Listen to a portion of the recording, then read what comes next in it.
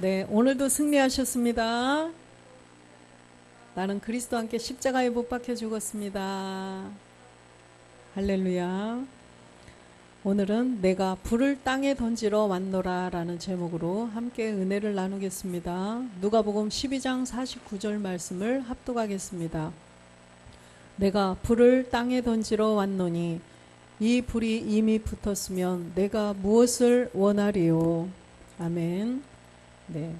구약의 제사법에 보면은 번제가 있죠. 불로 짐승을 잡아서 각을 떠서 불에 태우는 그런 제사법이에요.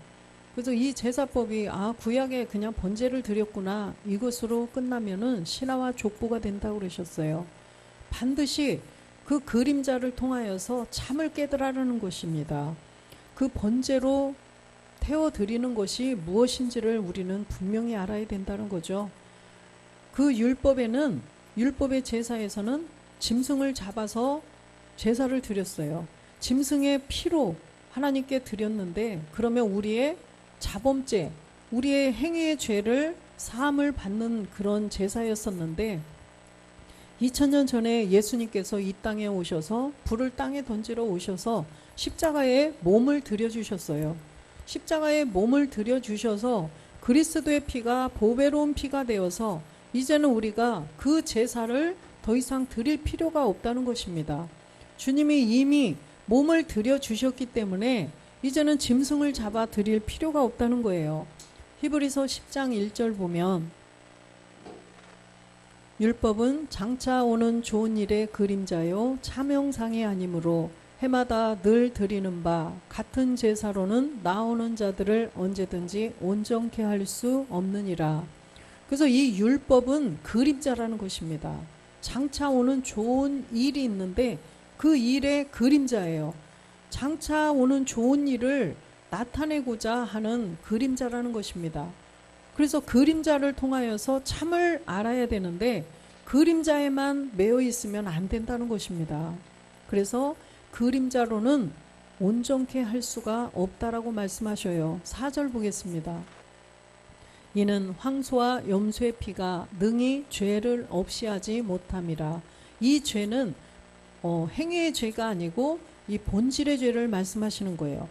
황소와 염소의 피는 제사장이나 또 모든 그 백성들의 본질의 본인 자범죄, 본인들이 행위로 지은 죄를 사하는 거지 본질의 죄는 없애지 못한다는 거예요.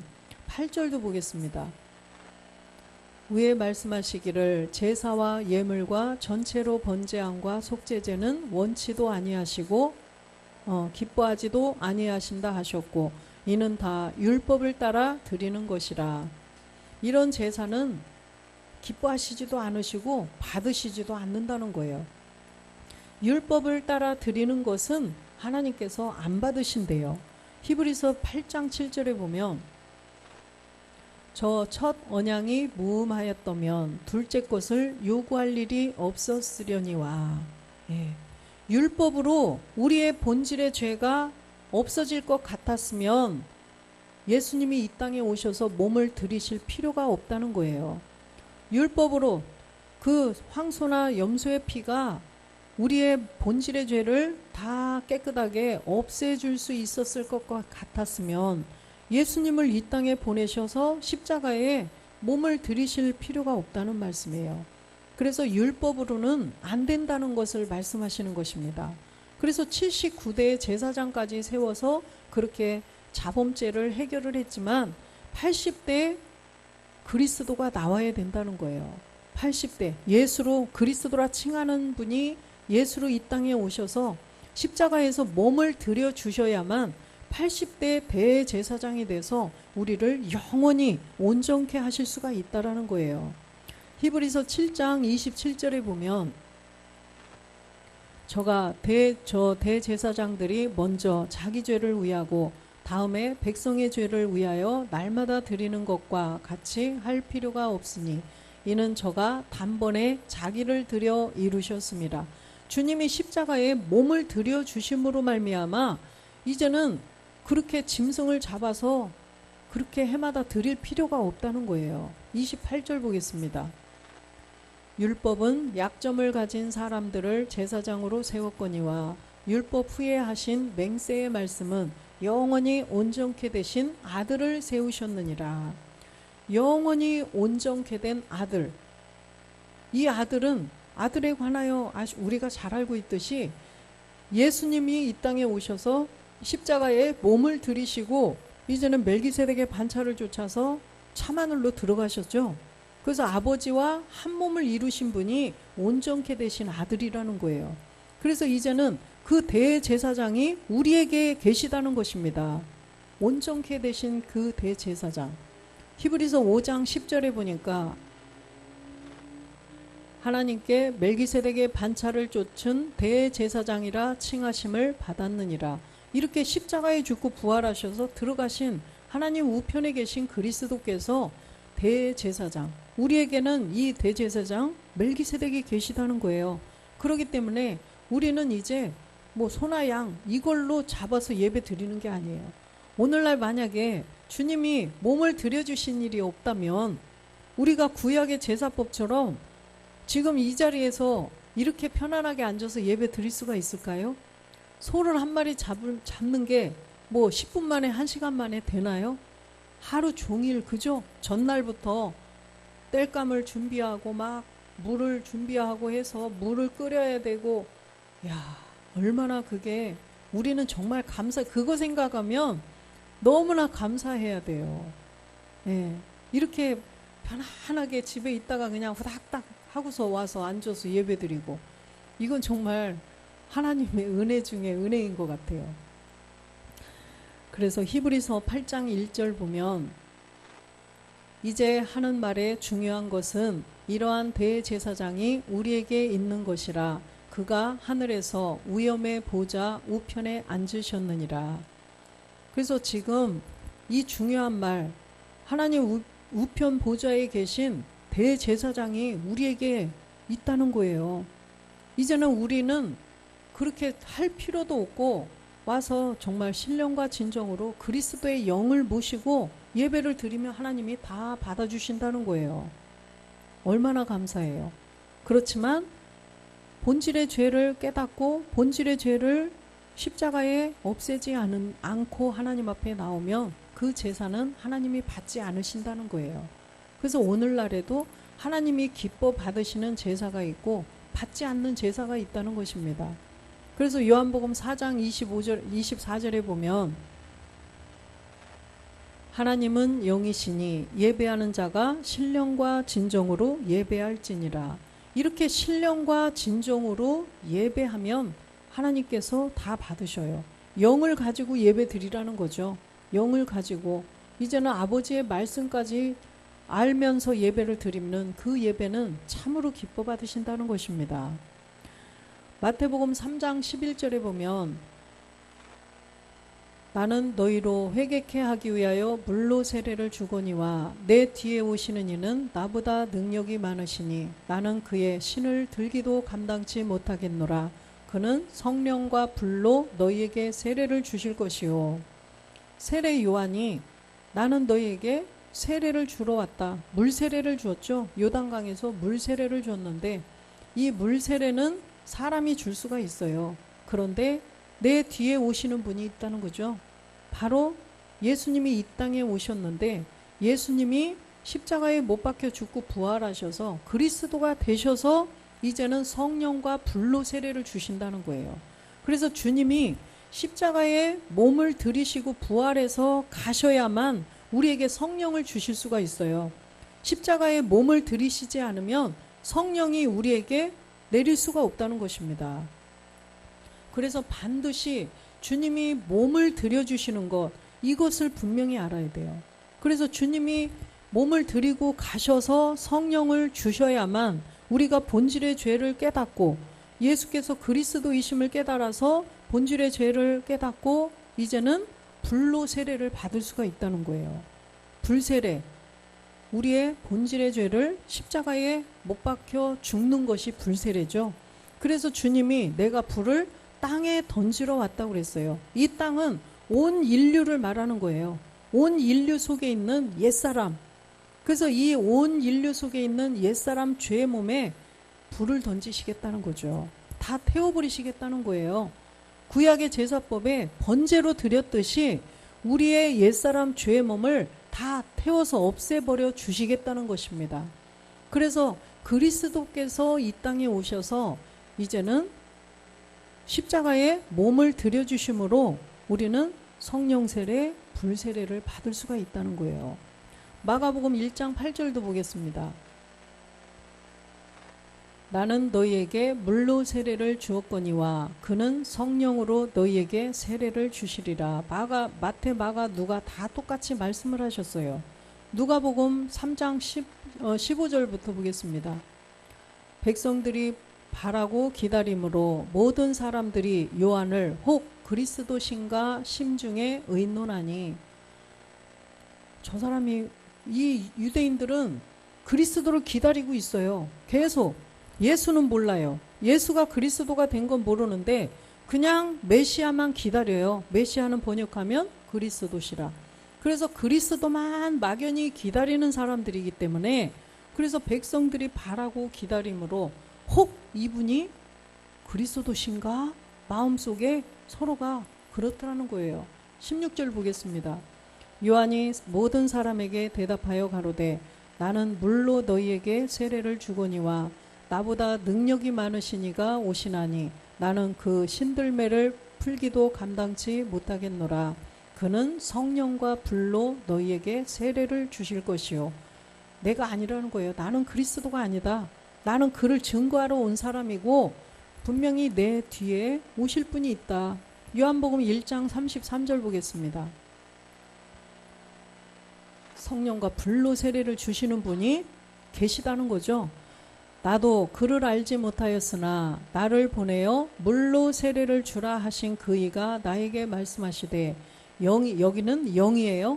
영이 내려서 누구 위에든지 머무는 것을 보거든 그가 곧 성령으로 세례를 주는 이인 줄 알라 하셨기에, 영이 내리는 것을 보거든 그 사람이 성령과 불로 세례를 주는 이인 줄 알라, 이렇게 말씀하셨다는 거예요. 하나님께서. 그래서 세례 요한도 이 예수가 바로 성령과 불로 세례를 주는 그리스도시구나, 이것을 그때 알았던 것입니다.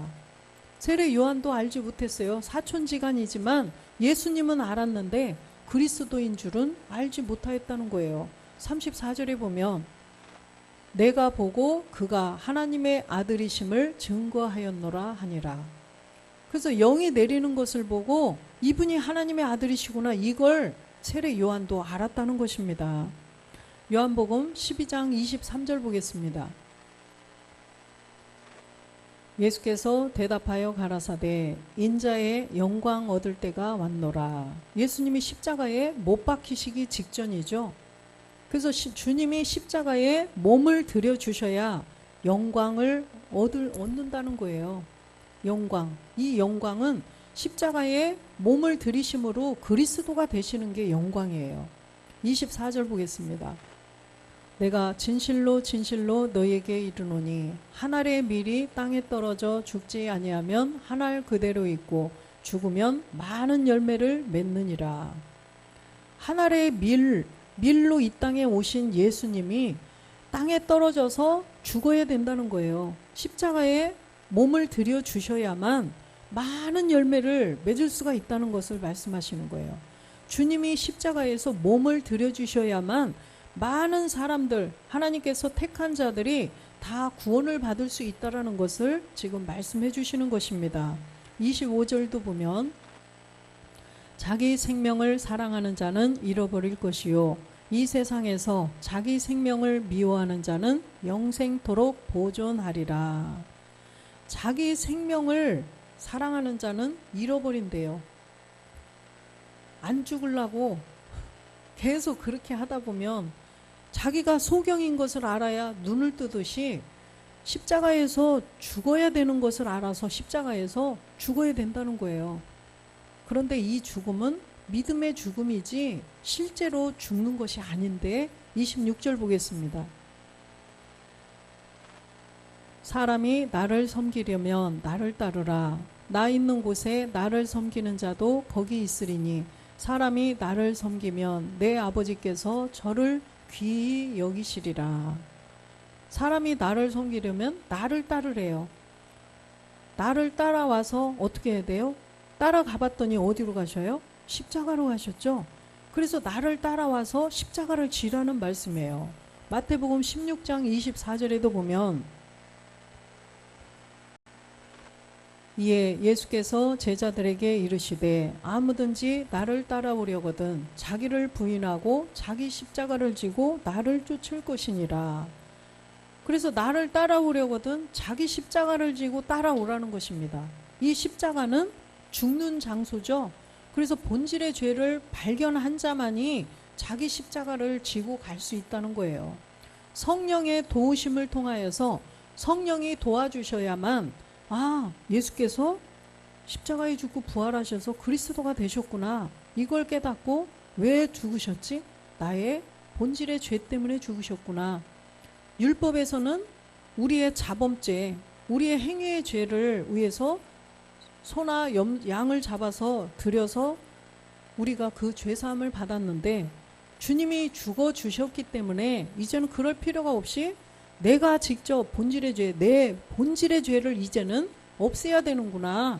본질의 죄를 없애주기 위해서 예수께서 십자가에 몸을 들여주셨구나. 이걸 깨달은 자가 십자가를 질 수가 있다는 거죠. 그래서 자기 십자가를 져야 돼요. 그래서 구약의 유월절 어린 양을 잡을 때도 어떻게 했어요? 각 가정마다 한 마리만 잡았나요? 뭐라고 그랬죠? 한 마리만 잡은 게 아니라 각 사람의 수대로, 그죠? 각 사람의 수대로 양을 잡든 가난하면 비둘기를 잡든 이렇게 해야 된다는 거예요. 그래서 자기 거, 자기의 본질의 죄를 해결해야 되기 때문에 자기 십자가를 지고 따라오라고 분명히 말씀하셔요. 25절 보겠습니다. 누구든지 제 목숨을 구원코자 하면 잃을 것이요 누구든지 나를 위하여 제 목숨을 잃으면 찾으리라. 그래서 함께 죽는 믿음의 행함, 함께 죽어야 함을 지금 말씀을 하시는 것입니다. 누가복음 23장 33절 보겠습니다. 해골이라 하는 곳에 이르러 거기서 예수를 십자가에 못 박고 두 행악자도 그렇게 하니 하나는 우편에 하나는 좌편에 있더라. 이 두 행악자가 우리는 모두가 행악자였어요. 우리는 다 악을 행한 자였었죠. 악을 행한 자. 우리의 본질의 죄를 가지고 있으면 다 행악자예요. 그래서 우리가 좌편에 있던 행악자였다는 거예요. 우리가 다 좌편 강도였었는데 이 복음을 듣고 본질의 죄를 깨닫고 나서 예수님과 함께 십자가에 못 박혀 죽었죠. 우리는 예전에. 그래서 그리스도와 함께 십자가에 못 박혔느니라. 이렇게 이제는 과거 완료로 우리가 고백을 하는 거예요. 그래서 이제는 우리는 우편 강도로 나온 것입니다. 근데 이 좌우편에 강도가 있는데 34절 보면 이에 예수께서 가라사대 아버지여 저희를 사하여 주옵소서 자기의 하는 것을 알지 못함이니이다 하시더라. 저희가 그의 옷을 나눠 제비 뽑을세. 지금 주님께서 십자가에 못 박히기 직전에도 이렇게 기도를 하셔요. 저희들이 저희 죄를 알지 못합니다. 왜 모를까요? 본질의 죄 때문에 자기들이 하는 일을 옳은 건지 그런 건지 이것을 알지 못한다는 거예요. 그래서 지금 그들이 옷을 제비 뽑았어요. 이 제비 뽑았다는 것은 우리가 창세 전부터 택함을 받았다는 것을 말씀하시는 거죠.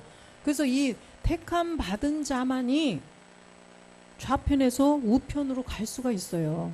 그래서 이 제비를 뽑았는데 35절 보면 백성은 서서 구경하며 관원들도 비웃어 가로되 저가 남을 구원하였으니 만일 하나님의 택하신 자 그리스도여든 자기도 구원할지어다. 이렇게 비방을 해요. 아주 비아냥거리죠. 당신이 그리스도면 우리도 구하고 다 너도 구해봐라 막 이렇게 하고 비아냥거리고 있어요. 근데 분명히 창세전부터 그리스도 안에서 택함을 받은 자들이 좌편 강도였었는데 복음을 듣고 그리스도와 함께 지금 이 십자가에서 함께 못 박아 죽어서 우편으로 나올 수가 있다는 말씀이에요. 39절도 보겠습니다. 달린 행악자 중 하나는 비방하여 가로되 내가 그리스도가 아니냐 너와 우리를 구원하라 하되, 이렇게 아주 못된 말을 하죠. 좌편 강도는 택한 자가 아니에요. 택한 자가 아니에요. 제비 뽑힌 자가 아니에요. 이 자는 행악 그냥 비아냥거리고 복음을 전해줘도 뭐 예수만 믿으면 되지, 이상한 얘기 안 해? 왜 나눠? 그리스도와 예수를 왜 나누고 저러지? 이렇게 하는 자예요. 지금 42절 보면 이 이제 우편 강도가 지금 말하는 거예요. 가로되 예수여 당신의 나라에 임하실 때에 나를 생각했소서 하니, 이 사람은 복음을 들은 자예요. 함께 죽어야 되는 것, 자기 십자가를 지고 나를 쫓아와라 했더니 십자가를 지고 쫓아간 자예요. 그래서 지금 함께 그리스도와 함께 십자가에 못 박혀 죽고 우편 강도로 나온 자라는 것입니다. 본질의 죄를 발견하고 예수와 함께 못 박은 자예요. 이 사람은. 43절 보겠습니다. 예수께서 이르시되 내가 진실로 내게 이르노니 오늘 내가 나와 함께 낙원에 있으리라 하시니라. 이 자가 바로 우편 강도가 함께 주님과 함께 낙원에 있을 수 있다라는 것입니다. 우리도 이 본질의 죄를 깨달아서 분명히 십자가에 함께 죽어야 돼요. 자기 십자가를 지고 가서 십자가에서 본질의 죄를 없애야만 우리가 구원을 받을 수가 있다라는 말씀이에요. 오늘날에 이제 내일부터 고난주간인데, 고난주간 행사, 종교 행사를 아주 거대하게 하죠. 부활절 행사. 계란이라는 계란은 다 모아다가 삶아서 그 계란값이 너무 올랐어요. 계란값이 아주 부활주일 되면 너무 계란값이 너무 비싸져요. 근데 그 삶아서 먹는다고 그래서 부활의 의미, 주님의 고난이 무엇인지, 십자가 고난에, 뭐 예수님의 고난에 동참해야 된다. 예수님의 고난을 깊이 생각해라. 깊이 생각해서 뭐 하려고요? 그죠? 우리도 예전에는 다 그랬어요. 그런데 이 고난이 바로 우리의 본질의 죄를 깨달아서 십자가에서 그리스도와 함께 못 박아 죽어야 되는데, 이걸 깨닫지 않고 고난주간을 지키면 종교 행사로 끝난다는 것입니다. 마태복음 16장 24절. 그래서 자기 십자가를 지고 나를 쫓을 것이니라. 그래서 자기를 부인하라. 이거는 본질의 죄를 본인이 인정을 하라는 거예요. 자기를 부인해라. 그래서 본질의 죄, 내가 이걸 가지고 있으면 사망이구나, 이것을 깨달아서 십자가를 지고 주님을 따라와서 함께 죽으라는 것을 말씀하시는 것입니다. 로마서 6장 8절에 보면 함께 죽은 자가 함께 사는 거지, 죽지 않으면 그 사람한테는 부활이 없어요. 만일 우리가 그리스도와 함께 죽었으면 또한 그와 함께 살 줄을 믿노니. 이렇게 함께 죽은 자가 함께 사는 거지, 죽어야 사는 거지. 그죠? 십자가에 못 박혀 죽은 주님도 죽으셨기 때문에 부활을 하셨어요. 근데 우리는 하물며 안 죽고도 부활을 한다고 하면 이거는 말이 안 돼. 그죠? 예수님인데, 하나님의 아들도 십자가에 죽으셔가지고 부활이 있으셨다는 거예요. 그래서 우리도 반드시 그리스도와 함께 죽어야 함께 살 수가 있다라는 것을 말씀하시는 것입니다. 디모데도 바울도 디모데 후서에 말씀하시죠. 2장 11절에 보면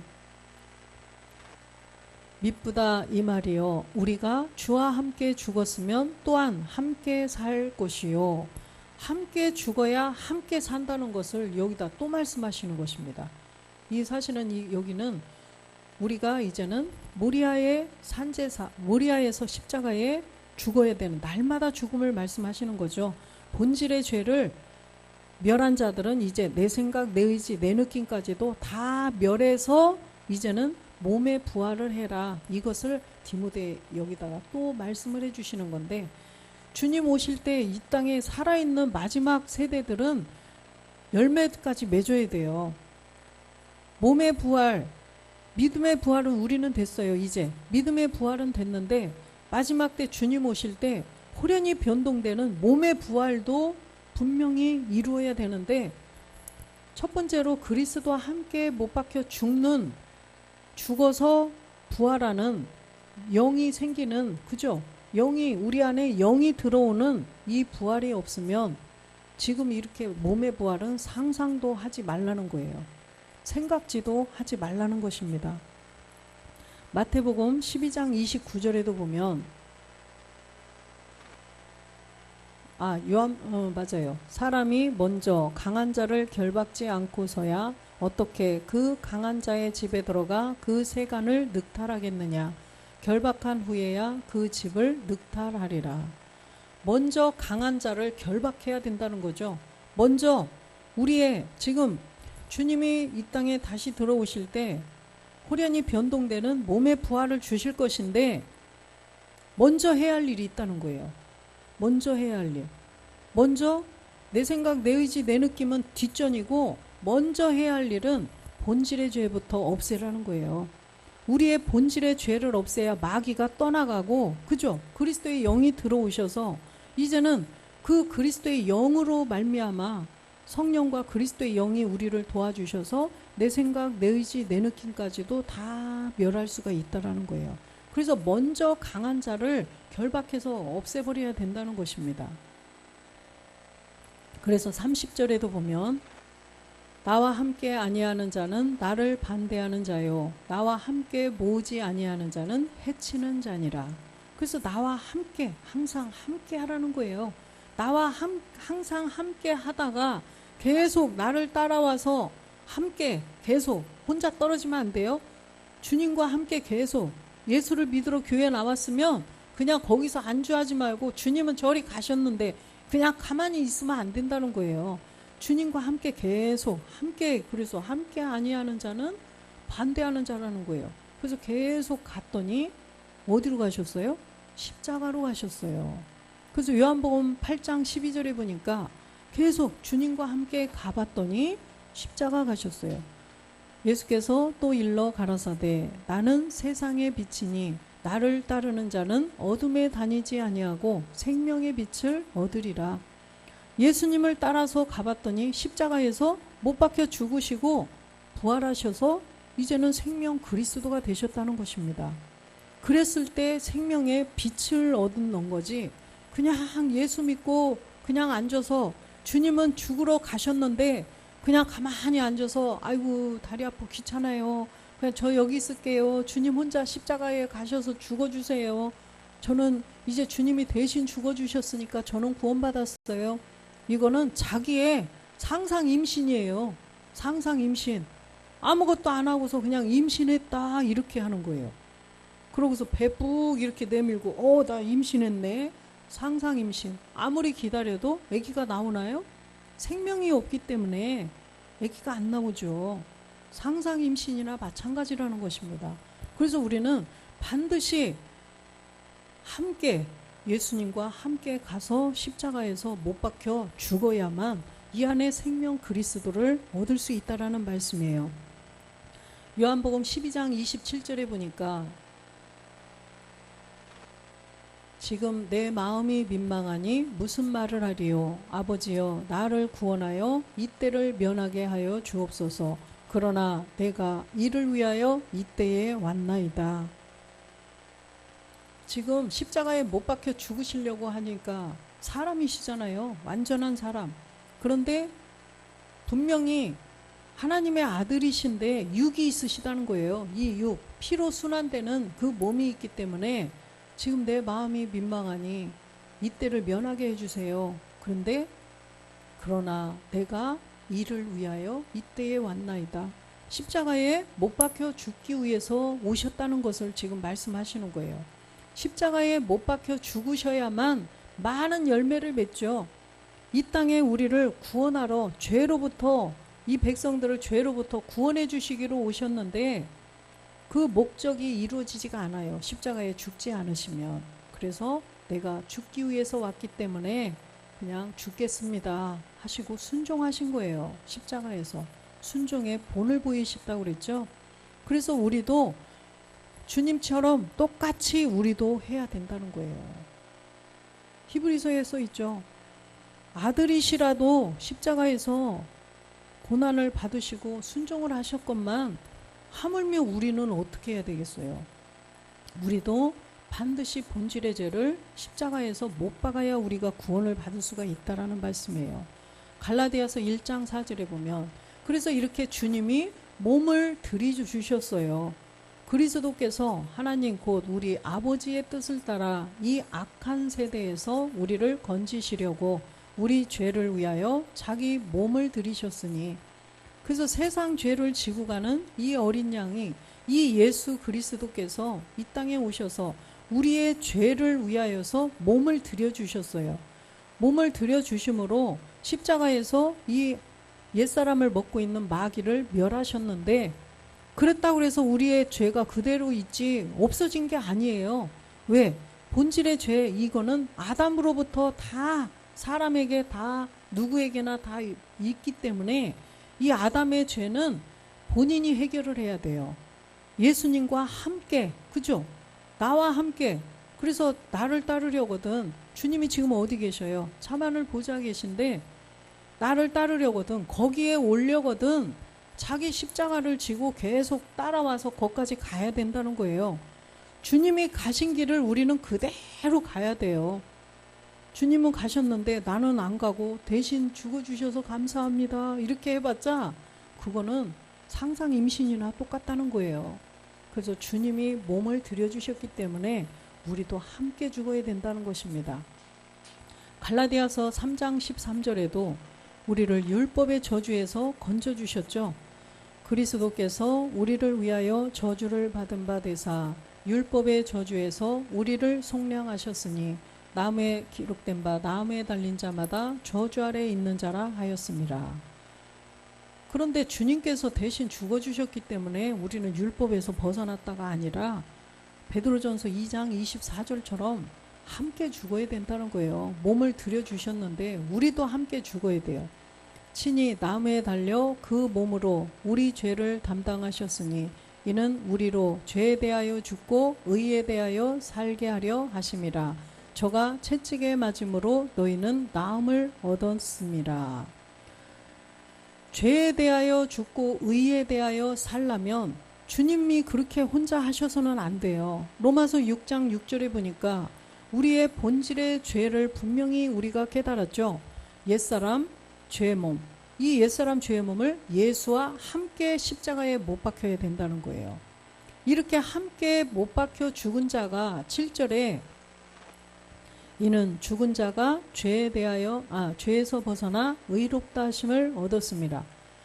분명히 이렇게 함께 죽은 옛사람 죄의 몸을 알고 함께 죽어야만 이 죽은 자가 죄에서 벗어나서 의롭게 될 수가 있다는 거예요. 그래서 함께가 안 되면 이거는 그냥 마귀, 귀신의 속삭임이에요. 귀신의 속삭임.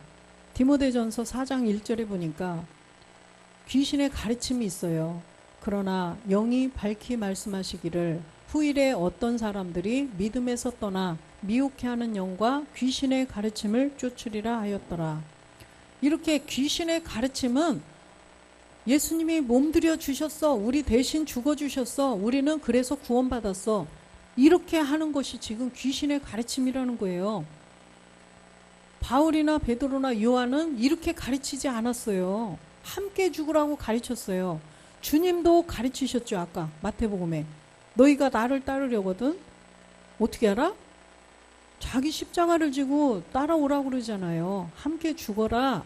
그런데 지금 예수님이 대신 죽어주셨으니까 우리는 구원받았어. 감사합니다. 하나님의 은혜, 하나님 감사합니다 하면 돼. 이거는 지금 누구의 가르침이에요? 미혹해 하는 영, 또 귀신의 가르침이라는 것입니다. 그래서 우리는 그리스도의 가르침, 또 바울, 베드로, 요한의 성경에 기록된 그 가르침을 제대로 깨달아야 된다는 거죠. 그래서 이렇게 고난주간이 무언가 주님의 죽으심을 마음속 깊이 생각하고 뭐도 하지 말고 이렇게 하고 그게 아니라는 거죠. 그래서 함께 죽어야 되는 것을 우리는 깨달아서 함께 못 박혀 죽었다면 이제는 우리가 영으로 살며 영으로 행하는 그 모든 말씀들을 우리가 이제 깨달아서 주님 오심을 기다리는 자가 되라는 것입니다. 그래서 로마서 6장 4절에 함께 장사가 되어야 돼요. 그러므로 우리가 그의 죽으심과 합하여 세례를 받음으로 그와 함께 장사되었나니 이는 아버지의 영광으로 말미암아 그리스도를 죽은 자 가운데서 살리심과 같이 우리로 또한 새 생명 가운데서 행하게 하려 하심이라. 그의 죽으심과 합하여 함께 장사되어야 돼요. 우리가 이제 본질의 죄를 십자가에 못 박아 버렸죠. 그래서 요한복음 5장 25절에 보면 아들의 음성을 들었어요. 죽은 자는 십자가에 못 박혀 죽은 자. 아들의 음성을 들어가지고 우리가 그리스도의 복음을 듣고 십자가에 못 박혀 죽었어요. 그렇다면 28절이 되어야 돼요. 우리는 이제 이를 기이 여기지 말라. 무덤 속에 있는 자가 다 그의 음성을 들을 때가 오나니 이제는 우리 그리스도와 함께 장사되었기 때문에 우리가 이 무덤 속에 있다는 거예요. 우리가 지금 무덤 속에 있는 거예요. 무덤 속에 있는데 막 내가 살아서 막 움직이고 막 이렇게 저렇게 하면 안 된다는 거예요. 그죠? 나는 그리스도와 함께 십자가에 못 박혀 죽었는데 내가 왜 이러지? 그죠? 이거 내가 하는 게 아닌데 누가 하는 거예요? 무덤 속에 있는데 나와서 막 내가 이러고 저러고 해요. 누가 하는 거예요? 내 속에 거하는 죄라고 그러잖아요. 그래서 우리는 지금 다 무덤 속에 있는 거예요. 그래서 남편이 좀 그래도 죽었으니까 가만히 있어야 돼. 그죠? 가만히 있어야 돼요. 막 살아서 하면 안 돼요. 남편 왜 이러세요? 이렇게 하면 안 돼요. 그래서 우리가 무덤 속에 있는데 무덤 속에서 이제 말씀을 계속 들어야 된다는 거예요. 무덤 속에서 말씀을 계속 들으면 나사로처럼 밖에서 부르실 때가 온다는 거죠. 부르실 때가 온다는 거예요. 그때가 마지막 때겠죠. 요한복음 11장 44절에 보면 무덤 속에서 잠자는 우리를 깨우러 오신다는 것입니다. 43절에 나사로야 나사로야 하시나요? 네, 이 말씀을 하시고 큰 소리로 나사로야 나사로야 나오라 부르시니 이렇게 무덤 속에서 잠자고 있는 나사로 우리예요. 지금 십자가에 못 박혀 죽은 자가 무덤 속에서 지금 아버지의 말씀을 듣고 있는 우리를 부르신다는 거예요. 44절에 보면 죽은 자가 수족을 배로 동인 채로 나오는데 그 얼굴은 수건에 쌓였더라. 예수께서 가라사대 풀어놓아 다니게 하라 하시니라. 우리가 이제는 모든 남아있는 말씀들을 다 깨달으면 이제는 우리가 완전한 자유의 몸이 되겠죠. 용과 루시퍼에게서 내 생각, 내 의지, 내 느낌까지도 이 말씀으로 다 멸하고 완전하게 이제 하나님의 자녀가 될 것입니다. 그래서 갈라디아서 5장 24절에 보면 그리스도 예수의 사람들은 육체와 함께 그 정과 욕심을 십자가에 못 박았느니라. 그리스도의 예수의 사람들은 본질의 죄를 깨달아서 그리스도와 함께 못 박혀 죽은 자예요. 그래서 우편 강도죠. 이 사람들은 육체를 멸했는데 육체와 함께 못 박아야 될 게 또 있다는 거죠. 정과 욕심까지도 못 박으라는 것입니다. 그래서 무덤 속에서 지금 이렇게 말씀을 계속 듣고 있는 우리들은 이 정과 욕심을 멸하는 단계예요. 정과 욕심, 요한일서 2장 16절, 이 정욕들을 다 조금씩 다 멸해버려야 된다는 것입니다. 이것들은 아버지께로 쫓아온 게 아니고 세상을 쫓아온 거라는 거죠. 그래서 이 세상으로 쫓아온 것, 이 모든 정욕들을 다 멸해버려야만 주님이 이 땅에 두 번째 들어오실 때 우리가 후련히 변동되는 몸을 얻을 수 있다는 것입니다. 그래서 주님이 왜 이 땅에 오셨는가? 불을 땅에 던지러 오셨다고 그랬어요. 우리를 본질의 죄에서 구원해 주시려고 오셨는데 우리는 이 죄를 깨달아서 그리스도와 함께 우편 강도처럼 함께 죽어야만 이제는 이곳이 마지막 때 주님이 오실 때 그 몸을 우리가 얻을 수가 있다는 것입니다. 그래서 우리 주변에 있는 모든 사람들에게 고난주간, 부활주 이게 무엇인지를 정확히 알려줘야 돼요. 내 입으로 못하면 자꾸 평신도 성경학교 전도해주고, 그래서 4월 25일에 다 초청하시기 바랍니다. 그래서 우리가 아들로서 그 아버지의 일을 잘 감당하는 고난주간이 되기를 주 예수 그리스도의 이름으로 축원드립니다. 아멘.